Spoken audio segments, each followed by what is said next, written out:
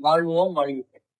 இப்ப இந்த அறிவையும் மனதையும் ஒன்றாக இணைப்பது என்பது நம்மளால சாதாரணமா முடியுமா? நம்மளால முடியுமா? நிச்சயமாக முடியவே முடியாது. 100% யாராலுமே முடியாது. ஏன்னா மனம் எப்பவுமே மேல் நோக்கி எழுந்து கொண்டே இருக்கும், நெருப்பு மாதிரி. கபகபான்னு மனம் எழுந்தும், தானாகவே எழும். அறிவு என்பது மேல வானத்திலிருந்து பொழிகிற நீர் மாதிரி. அந்த மண்ணில் எரிகிற அந்த நெருப்பை வானில் இருந்து விழுகின்ற நீர் துளிகள் அதை அணைக்க வேண்டும். அப்பதான் அந்த மனம் அடங்கும். அப்ப வானத்துல இருந்து நீர் எங்க இருந்து கிடைக்கும், எப்படி வரும்? ஏன்னா நம்மை விட மேல் நிலையில் உள்ள, நம்மை விட அதீத ஆற்றல் பெற்ற குரு பிரான்களால் வழங்கப்படக்கூடிய உபதேசங்கள் உங்களுடைய மனதில் பற்றி எறிகிற நெருப்பை, அக்னியை அடக்கும். நன்றாக சிந்திக்கும். அப்போ உங்க மனதுல உண்டாகக்கூடிய அந்த நெருப்பு அணைகிற பொழுதுதான் அங்க என்ன இருக்கும்? வெண்ணிலிருந்து விழுந்த அந்த நீர் உபதேசம் மண்ணுல நெருப்பு அணைஞ்சாதான் நீர் நிறைந்து இருக்கும் இல்லையா? அப்ப நீர் நிறைந்திருந்தாதான் மண் வாழும். மண் எப்பவும் தணுப்பா இருக்கணும், செழிப்பா இருக்கணும். அப்பதான் அதோட புல் பூண்டுகள்லாம் முளைக்கும். மண்ணுல நீர்த்தன்மை இல்லைன்னா, வெட்டியா இருந்ததுன்னா, வெட்ட வெளியாக இருந்ததுன்னா புல் கூட முளைக்க. அப்ப மண் வேஸ்ட். அப்ப இந்த மனம் வேஸ்ட் ஆகிவிடும். மனதிற்கு என்ன வேண்டும்? அறிவு துணை வேண்டும். அப்ப இந்த அறிவை எங்கே தருவது? 2 விஷயம். முதல்ல இந்த பிறவியில, இந்த பிறவி எதுக்கேன்னு தெரிஞ்சு, இந்த பிறவிக்கு காரணமான விஷயங்களை உணர்ந்து இன்னும் பிறக்காமல் இருப்பதற்குரிய நிலையை அடைவது, அது இறைநிலை சேர்ந்தால்தான் என்பது ஒன்று. இந்த எண்ணம், இந்த சிந்தனை, இந்த ஞானம் வர வேண்டும் கண்டிப்பா. இப்ப இது எப்படி வரும்? நாமே நமக்குள்ள ஏற்றுக்கொள்ளலாமா? இல்ல ஏட்டை பிடித்தால் முடியுமா? இல்ல நெட்டை பிடிச்சா முடியுமா? அவங்க பேசுறதெல்லாம் கேட்டு முடியுமா? புக்க பிடிச்சா, மேகசின் படிச்சா, ஃப்ரெண்டுகளோட சேர்ந்து நம்ம உரையாடினா வருமானா? நெவர்.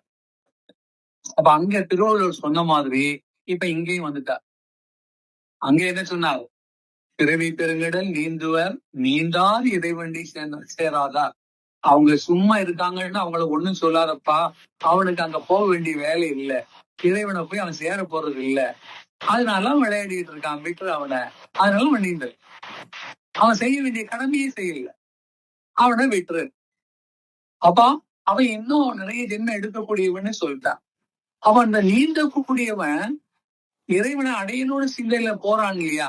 அப்ப அது எப்படி போறது? அந்த சிந்தனை அவனுக்கு எப்படி வந்தது? அதை எப்படி வளர்ப்பது? வேணும் இல்லையா? நமக்கு என்ன வேணும்? அந்த தாட்ஸ் வேணும். நமக்கு முதலாவது யாராவது ஒரு சொல்லி கொடுத்தா அதுக்கு மேல நம்ம டெவலப் பண்ணணும். தானா வராது. இப்போ உங்கள்கிட்ட ஒரு சின்ன குழந்தைய உட்கார வச்சு நீ சொல்லுப்பா, ஏதாவது நியூமரிக்கலா சொல்லி, நம்பர்களை சொல்லின்னு சொன்னா வாயை பார்த்துட்டு இருக்கோம். 1 2 3 தெரியுமா? 2 2 4 5 2 7 6 4 10 சொல்ல முடியுமா? தெரியாது. வாயை பார்ப்போம். அதுக்கு நம்ம சொல்லி கொடுக்கணும். இது 1, இது 2 இல்லையா? இது 1, இது 2 என்று நீங்க விரல்களை காட்டி அந்த நம்பரை சொல்கிற பொழுது இதை பார்த்து பதிய வைத்து விட்டால் அந்த குழந்தையும் உங்களை பார்த்த உடனே வாய் பேசும். அது நம்மள தெரிஞ்ச பிறகு கிண்டல் கூட அடிக்கும். நம்ம சும்மா ஒண்ணுக்குன்னா அது அப்பப்போ அம்மாவை பார்த்து அம்மா ஒண்ணுக்குன்னு சொல்லிட்டு ஓடுச்சின்னு வைங்க இல்லையா? அதை ஹேண்டில் பண்ண தெரிஞ்சு போச்சு. நிறைய நம்ம அறிவு எப்படின்னா, சில விஷயங்கள் சாதாரணமாக தெரிந்து கொண்டு அது வித்தியாசமாகவும் கையும் அவ்வளவு ஆற்றல் இல்லை. அப்ப முதல்ல ஒரு சொல்லித்தர வேண்டும். எதை சொல்லி தருவது? எல்லா விஷயத்திலுமே யாராவது கற்றுக் கொடுக்காம வராது, கற்றுக் கொடுக்கணும். அதைதான் திருவள்ளுவர் இப்ப என்ன சொல்றாருன்னா, வேண்டுதல் வேண்டாம் நிலானடி சேர்ந்தார்க்கு யாண்டும் இடும்பை இது ஒரு அருமையான வேண்டுதல் வேண்டாமை இலானடி சேர்ந்தார்க்கு. வேணும் வேண்டாம் என்கூடிய எண்ணமே அற்றவனுக்கு, நிலையே அற்றவனுக்கு, எனக்கு இது வேணும் இது வேண்டாம்லாம் சொல்ல மாட்டான். கொடுத்தது சும்மா இல்லைன்னு, இது வேணுமா இது வேண்டாமா ஒண்ணும் சொல்ல மாட்டான். அவன் ரெண்டு நிலையும் கிடையாது, விருப்பு வெறுப்பு கிடையாது. அப்படி யார் இருக்கிறார்களோ நல்ல சிந்திக்கணும். வேண்டுதல் வேண்டாமை கிளானடி சேர்ந்தாக்கு யாண்டும் இடும்பை இல்ல. எந்த காலத்திலும் உனக்கு அந்த மாதிரி நீ சேர்ந்துட்டேன்னா, யாண்டுன்னு எந்த காலத்தில்னா தீட்டு லாஸ்ட் நீங்க அந்த யாண்டும்னு போட்ட இடம் மிக அருமையான இடம். யாண்டும் இப்ப இல்ல, அடுத்தது இல்ல, அடுத்ததுல இன்ஃபினிட் மாதிரி லாஸ்ட் எண்டு வர, அதுக்கு மேல இல்ல, தேர் இஸ் நத்திங். இறைவியே அற்ற நிலை வருவது வரை. அதான் சொல்ற, என்ன சொல்றார்? வேண்டுதல் வேண்டாமே இலானடி சேர்ந்தார்க்கு, இல்லாதவன் அடியை சேர வேண்டும். இது ரொம்ப முக்கியம். அவர்களுடைய அடியை சேருவது என்றால் எது அடி? அடி என்பது, அடிநிலை என்பது கால். கால் என்றால நிறைய இடங்களில் இந்த அடிங்கிற வார்த்தை தமிழில் பயன்படுத்தப்படும், ஞானத்துல ரொம்ப.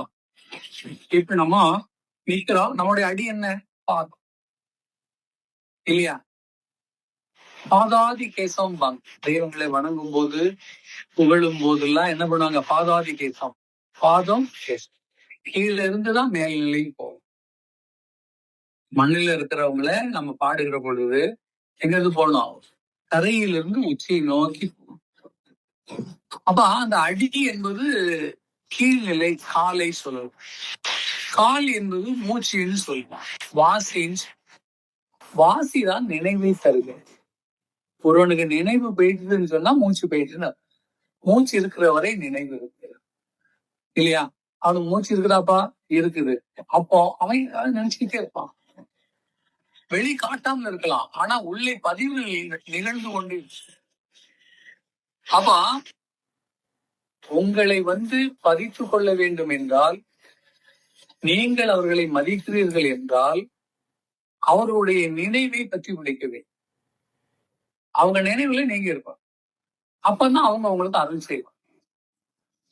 சொல்லுவாங்கல்ல, அவங்களை நினைக்கவே எனக்கு பிடிக்கலப்பா, அவங்க பார்க்கவே பிடிக்கல, அவங்க பேச்ச கேட்டாலே எனக்கு பிடிக்கலன்னா வெறுப்பு வருது அப்படின்னு சொன்னா என்னாச்சுது? அவர்கள் இவர்களை சரியாக புரிந்து கொள்ளவில்லை, பற்றி பிடிக்கவில்லை, அவர்களுடைய வாசியோடு சேரவில்லை. அதான் வாசியை சேர்ந்தாதான் ஆசை கிடைக்கும். சரி, அப்ப உங்க சுவாசமும் அவங்க சுவாசமும் ஒன்னா இருக்கும். அப்பதான் ஒத்த சிந்தனை. அவர்கள் எதை சொல்கிறார்களோ அதைத்தான் செய்யணும், அதை மீறி செய்யக்கூடாது. எதிர்த்து கேள்வி கேட்கக்கூடாது.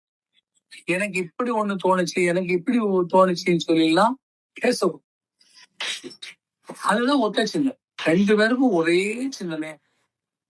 அவன் முருகரான்ட்டும் அவனை ஃபாலோ பண்ணக்கூடிய சீடர்களுக்கும் ஒற்றை சிந்தனை.